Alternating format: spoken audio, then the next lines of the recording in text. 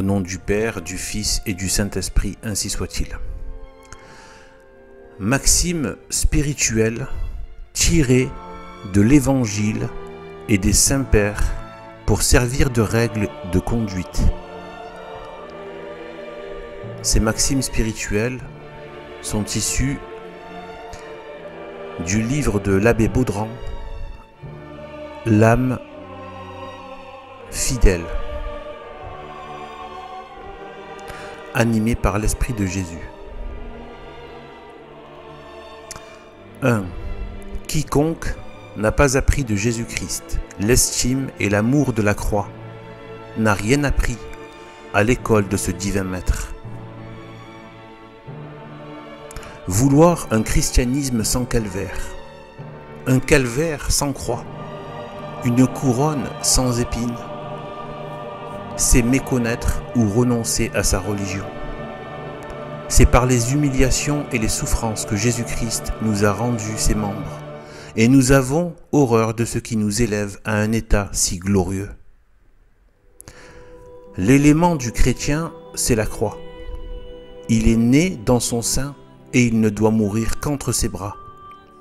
Un vrai chrétien ne doit avoir des yeux que pour envisager les biens célestes, de goût que pour les dons de la grâce, des désirs que pour l'éternité. Une chair consacrée par les eaux du baptême et lavée dans le sang de l'agneau doit toujours être prête à se consacrer en holocauste. Mon âme est trop noble pour en faire l'esclave de mon corps. Jésus-Christ ne dresse son trône que sur les ruines du monde. Il faut que les fleurs de la prospérité soient tombées avant que de cueillir les fruits de la grâce. 2. Quiconque vit en ce monde autrement que comme un étranger n'a de chrétien que le nom. Tout ce que nous avons à faire en entrant dans ce monde, c'est de travailler à en sortir saintement. L'homme sur la terre est un voyageur qui arrive le soir à une hôtellerie et qui en part le lendemain. Le moyen assuré de bien vivre, c'est de se mettre au moment terrible où le temps finit et l'éternité commence. Il en coûte de bien vivre, mais qu'il sera doux de bien mourir. Une longue vie n'est qu'un long danger de se damner. Il est bon d'aller aux portes de la mort. On y voit l'éternité de plus près. On doit mieux connaître le néant de tout, quand on a été au moment de tout perdre. Nous oublions notre céleste patrie, et nous ne pensons pas que nous devons être en chemin pour y arriver. C'est par les douleurs et les maladies qu'il faut faire l'apprentissage de la mort. Nous devons apporter toutes sortes de préparations à notre dernier sacrifice. Mais quand l'heure est venue, une des meilleures préparations, c'est la soumission à la volonté de Dieu. Il y a peut-être autant et plus de mérite à offrir à Dieu notre vie à tous les instants qu'à la perdre dans un seul par le martyre. Si nous avions soin de mourir à nous-mêmes chaque jour de la vie, il resterait peu à mourir au dernier. Pourquoi refuser le travail durant le court espace de ce temps, puisque nous aurons toute l'éternité pour jouir du repos? 3. Nous pleurons sur nos afflictions. Nous avons tort. Gardons nos larmes pour nos péchés. C'est la seule chose qui les mérite. Souffrons en patience. Bientôt ce ne sera plus le temps de souffrir, mais celui de régner. Souffrons comme on souffre en purgatoire, sans repousser la souffrance pour se soulager, et sans l'augmenter en s'occupant de ce qui la cause.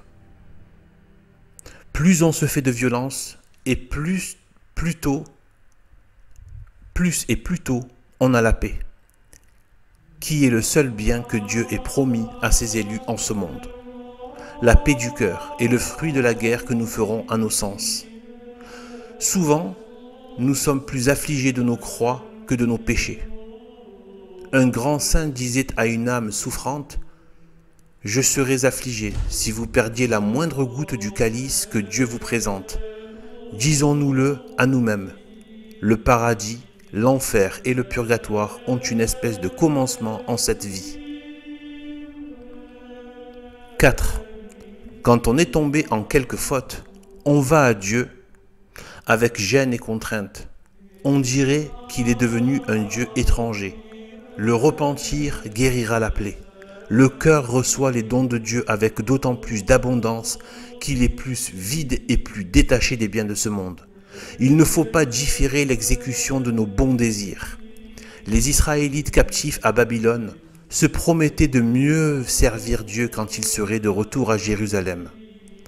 La plupart moururent avant ce retour. Il ne faut pas nous rassurer sur les petites fautes ni nous désoler dans les grandes. L'un serait présomption et l'autre serait défiance. Veillons sur nous-mêmes, recourons à Dieu, relevons-nous si nous sommes tombés et marchons. Accoutumons-nous à supporter au dehors les contradictions d'autrui et au dedans notre propre misère. Dieu n'exige pas que nous soyons parfaits, mais que nous travaillons à le devenir. Pourvu qu'il nous trouve occupés à bâtir cet édifice quand il viendra, cela suffit. S'inquiéter, se troubler, c'est oublier qu'on a un Dieu pour Père. Des bras de la pénitence, on ne peut passer que dans ceux de la miséricorde. Il faut patienter et prendre des hommes ce qu'ils donnent. Comme des arbres, les fruits qu'ils portent. Ne souhaitez pas de beaucoup voir et de beaucoup entendre. Ce qui flatte le plus les sens, rarement contente le cœur. Vivez dans le recueillement et tenez-vous avec celui avec qui vous devez être toute l'éternité. 5. Rien de si commun que les bons règlements de vie, et rien de si rare que des vies bien réglées. On ne fait jamais bien son ouvrage quand on examine tant l'ouvrage des autres. Les plaisirs ne doivent pas s'attacher au prix des devoirs. De nos devoirs même faisons notre plaisir. Quel aveuglement, quel malheur que celui des personnes qui estiment plus leur fortune que leur conscience. Nos ennemis nous font moins de tort que nos défauts. Qui est-ce qui souffrirait dans un moment de sang-froid, qu'on lui donnât les conseils qu'il prend de sa vivacité et de sa colère? Il en est des désordres publics comme des orages. Je ne puis empêcher qu'il ne pleuve et qu'il ne grêle, mais je puis me mettre à l'abri du mauvais temps. De même, ne pouvant empêcher les désordres, évitons leur contagion. Notre cœur est semblable à la mer, sujet à bien des agitations. Comme les apôtres, prions Jésus-Christ de le calmer et d'apaiser la tempête. Il y a une grande différence entre la peine et le trouble. La simple peine fait le purgatoire, le trouble est une espèce d'enfer. Il faut laisser passer certaines tentations comme on laisse passer un accès de fièvre. Nous voulons toujours savoir où nous allons sans nous en fier à Dieu qui nous conduit. 6. Notre amour propre sacrifie tout avec résignation, pourvu qu'il ne soit pas sacrifié lui-même. L'amour de Dieu parle à une oreille et l'amour propre à l'autre. Notre amour-propre vit encore. Après que nous avons cru lui porter bien des coups mortels, il renaît de ses cendres. Cet amour de nous-mêmes n'ouvre les yeux que sur ceux qui nous élèvent et sur ceux qui abaissent les autres. Les regards de l'amour divin sont tout opposés. Une vérité qu'on nous dit nous fait plus de peine que 100 que nous nous disons à nous-mêmes. On ne vit pour Dieu que par une mort continuelle à soi-même. Les retours que nous faisons sur nous-mêmes sont comme autant d'éloignements de Dieu. En vain, un vent favorable pousse le vaisseau, s'il est retenu par des ancres cachées dans la mer. Ainsi notre amour-propre caché dans le cœur arrête les impressions de la grâce. Les grâces les plus éminentes se tournent en un dangereux poison si nous y prenons une vaine complaisance. Aimons Dieu de tout notre cœur, faisons sur la terre ce que nous espérons faire éternellement dans le ciel. Le vrai amour de Dieu n'est pas toujours celui que l'on sent et qui nous charme, mais celui qui humilie et qui détache. Ce n'est pas par les endroits prévus que Dieu nous prend. La prévoyance adoucirait le coup. L'amour divin conduit au calvaire. Heureuse l'âme qui s'y laisse conduire et immoler. C'est la circoncision du cœur qui nous rend enfants d'Abraham. L'amour de Dieu est le couteau qui opère efficacement. Notre main ne fait que des retranchements superficiels. L'amour propre arrête le coup. 7. Ce n'est pas être chrétien, dit saint Jérôme, que d'oser vivre dans un état dans lequel on n'oserait pas mourir. Quel état que celui d'un homme dans le péché. La mort n'attend qu'un signal et le voilà en enfer. Pécheur, mourant, mort peut-être en un quart d'heure. Quel état, quelle mort, et on s'y expose? Terrible spectacle que celui d'un pécheur mort dans le péché. On encense son corps dans l'église, et son âme est déjà dans les enfers.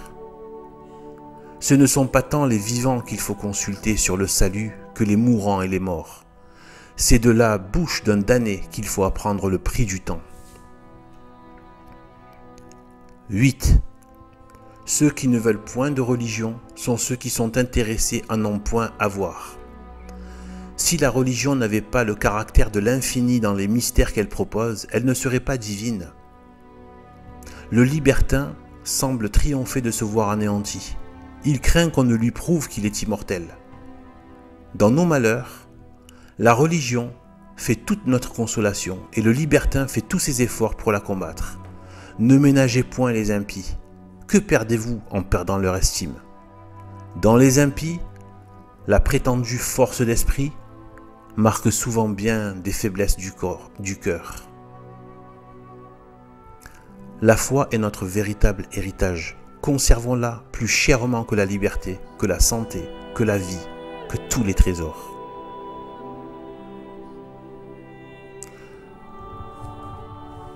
Fin. Au nom du Père, du Fils et du Saint-Esprit, ainsi soit-il.